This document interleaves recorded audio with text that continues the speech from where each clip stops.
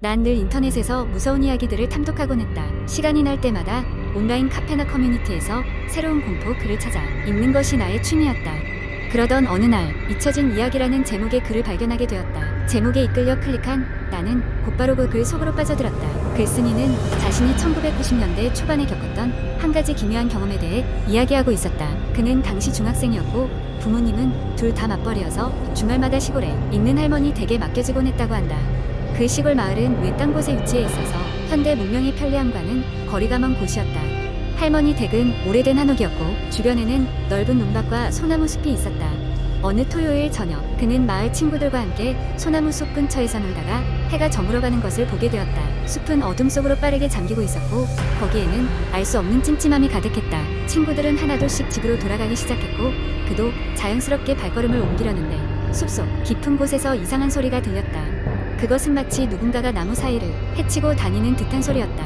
그러나 사람의 발소리와는 조금 달랐다. 호기심에 이끌린 그는 그 소리가 나는 방향으로 발걸음을 옮겼다. 그리고 얼마 가지 않아 그의 눈앞에 놀랄만한 장면이 펼쳐졌다. 그는 오래된 폐가에 도착했는데 그곳은 할머니 마을 사람들 사이에서조차 잊혀진 장소였다. 폐가 앞에는 낡고 부서진 간판 조각이 있었고 거기에는 영화이라고 적혀 있었다.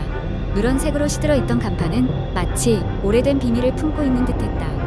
그는 폐가의 문을 살짝 밀어보았다. 문은 작은 기침 소리와 함께 열렸고 그 안에는 싸늘한 공기가 흘러나왔다. 어둠 속에서 더욱 기이하게 보이는 낡은 가구들과 정체를 알 수 없는 그림자들이 불길함을 자아냈다. 더 이상 들어가면 안 된다는 본능적인 두려움이 밀려왔지만 알 수 없는 힘에 이끌려 한 발 한 발 내디뎠다. 그러다 갑자기 귓가에 누군가의 속삭임이 들려왔다. 목소리는 분명하지 않았지만 무언가를 간절히 전하려는 듯한 어조였다. 순간적으로 그의 몸이 경직되었고 밖으로 나가야 한다는 생각뿐이었다.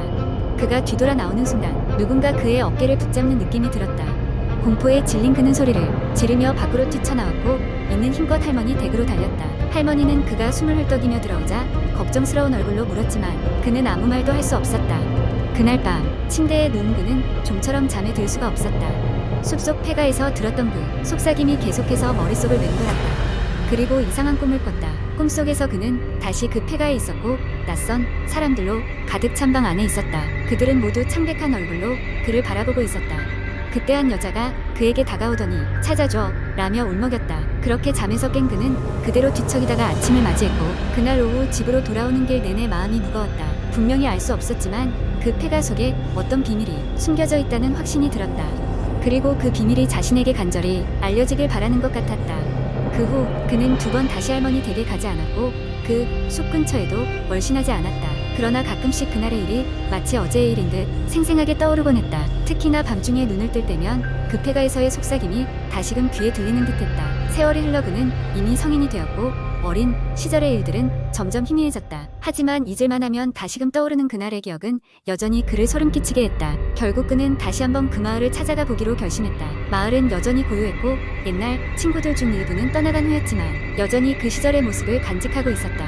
그는 용기를 내어 다시 그 숲을 찾아갔다. 그러나 폐가는 이미 사라지고 온 적조차 남아있지 않았다. 대신 그 자리엔 오래된 무덤 하나가 자리하고 있었고 무덤 앞에는 누군가 정성껏 꽂아둔 하얀 국화가 있었다. 그제야 그는 이 모든 일들이 단순한 우연이 아니었음을 깨달았다. 아마도 그날의 속삭임은 그 무덤 속에 잠든 사람이 전하고자 했던 것일지도 모르리라. 그는 무덤 앞에서 조용히 머리를 숙였다. 마음속에 무거웠던 짐이 조금은 가벼워지는 것 같았다. 그날 이후로 그는 더 이상 그날의 일을 떠올리지 않게 되었고 오히려 따뜻한 할머니의 이야기들만이 그의 기억 속에 남게 되었다. 두 번째 이야기. 한국 인터넷에는 다양한 공포 이야기가 있는데 그중 하나를 전편으로 풀어보겠습니다. 이 이야기는 고요한 마을의 비밀이라는 제목을 붙여보겠습니다. 한적한 시골에 위치한 작은 마을 화산리는 언제나 평화롭고 조용했다. 대도시의 소음과 번잡함에서 벗어나려는 사람들이 종종 찾곤 했지만 마을 사람들은 외부인들에게 특히 친절하지 않았다.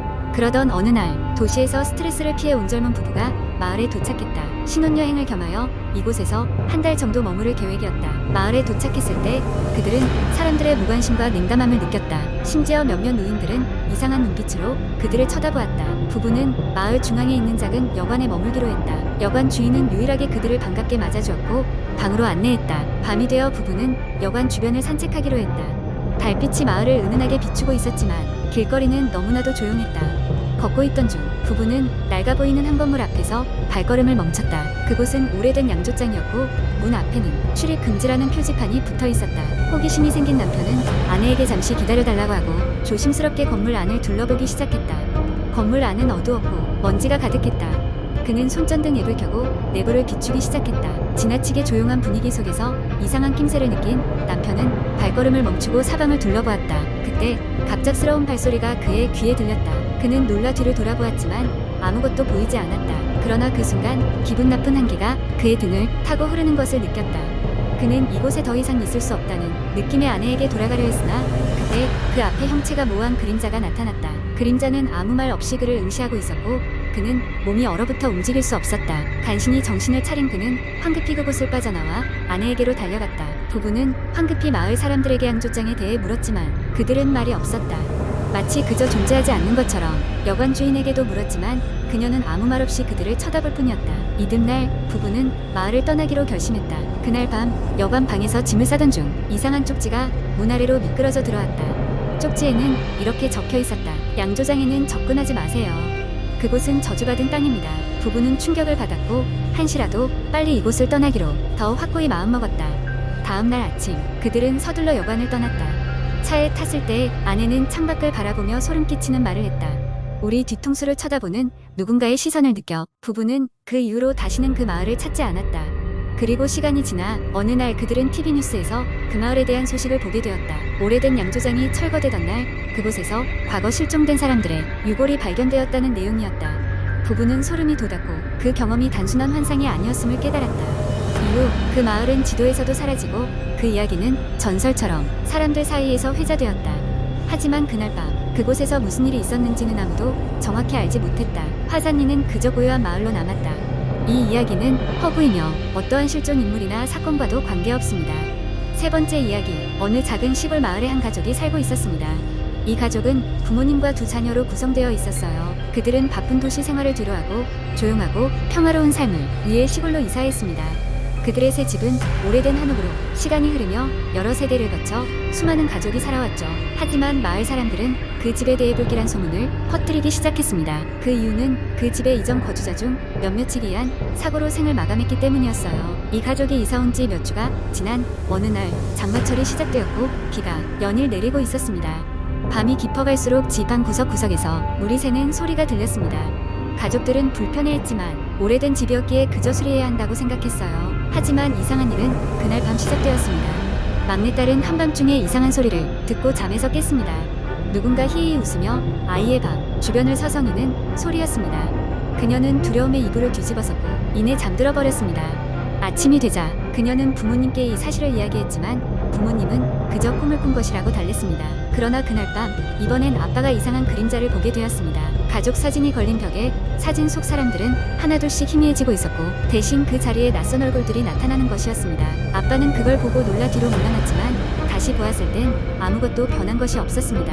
이튿날 아침 아빠는 가족들에게 이 일을 얘기했고 온 가족은 어느덧 이 집에 뭔가 문제가 있다는 것을 깨달았습니다. 며칠 후 가족들은 마을 노인에게 도움을 청했습니다. 노인은 그 집에 얽힌 옛날 이야기를 들려주었습니다. 그 집은 한때 권력 싸움과 배신이 난무하던 시절 한 가족이 전부 다 암살된 장소였습니다. 그 후 그 집에서는 종종 미스터리한 일들이 벌어졌다고 합니다. 노인은 집의 특정 장소에 수많은 영혼이 갇혀있고 그들을 풀어줘야만 한다고 경고했습니다. 가족은 어떻게 해야 할지 몰랐지만 점점 더 심각해지는 이상 현상들에 의해 행동하기로 결심했습니다. 그들은 노인의 조언에 따라 집안에서 이상한 기운이 느껴지는 지하실로 향했습니다. 그곳엔 오래된 나무문이 하나 있었고 그 문 뒤에서 끊임없는 속삭임이 들려왔습니다. 문을 열자 그곳엔 오래된 제단과 묶여있는 영혼들의 형체가 보였습니다. 영혼들을 풀어주기 위해서는 희생이 필요하다고 했습니다. 가족은 망설였지만 결국 부모님이 손을 잡고 제단 앞에 섰습니다. 그 순간 집안에 무거운 침묵이 감돌더니 곧이어 천장과 벽이 울리기 시작했습니다. 빛이 번쩍였고 그들은 눈앞의 영혼들이 자유롭게 떠오르는 것을 보았습니다. 그 모든 것이 멈췄을 때 제단은 사라져 있어 보지 않은 다시 평화로워졌습니다. 그 일 이후 가족은 더는 기이한 현상을 겪지 않았고 마을 사람들 또한 그 집을 불길이 여기지 않게 되었습니다. 오래된 집은 다시 일상을 되찾았고 가족은 그곳에서 평화로운 삶을 이어갔습니다. 그러나 그날 밤의 일들은 여전히 그들의 기억 속에 생생히 남아 먼 도시에서 온 이 가족이 영원히 기억할 소중한 교훈으로 남았습니다.